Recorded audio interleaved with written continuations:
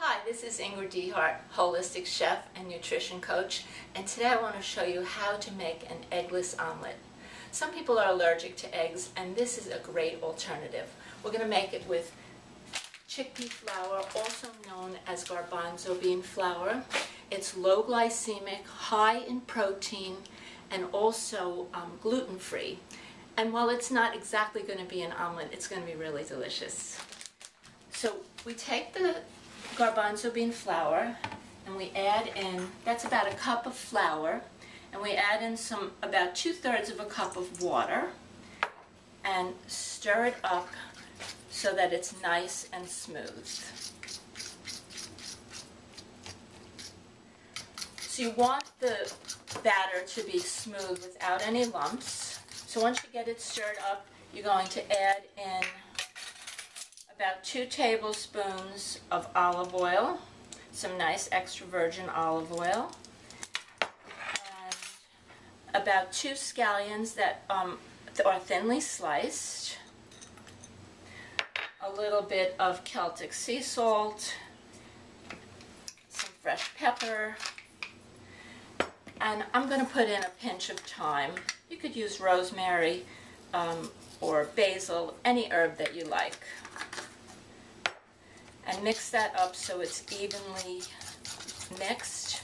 And you want the batter to be a little thinner than a pancake batter. So you can see it's medium thin, medium thick.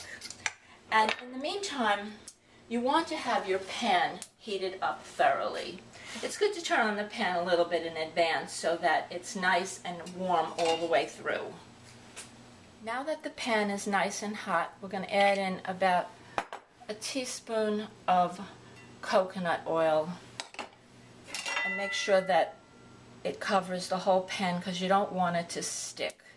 The best kind of pan is a cast iron pan or any heavy saute pan. This one's about 10 inches, which is really the perfect size for making 2 of these omelets. And you want your flame to be on medium to medium low, depending on your stove. Okay, now that our pan is hot and our oil is melted, we're going to take about half the batter, put it in, and then spread it around so that it's fairly thin. You want it to be thinner than a pancake, but maybe not as thin as a crepe if you were going to make a French crepe.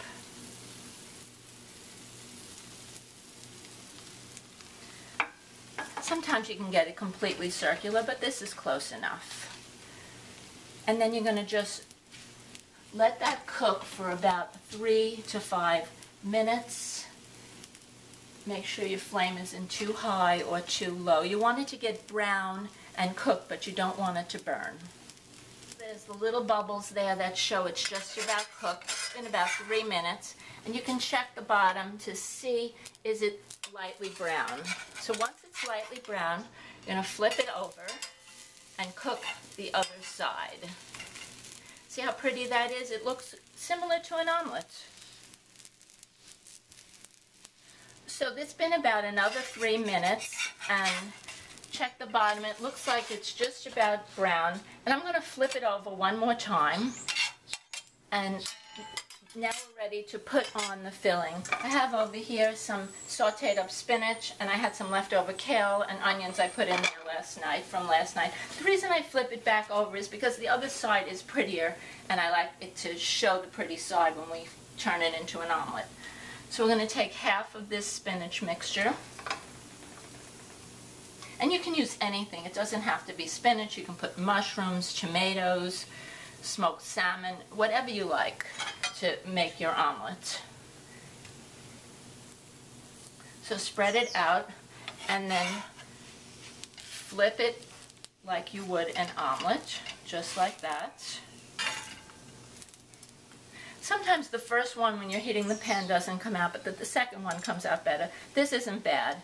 And once it's ready, you turn off the flame and bring it over to your plate here.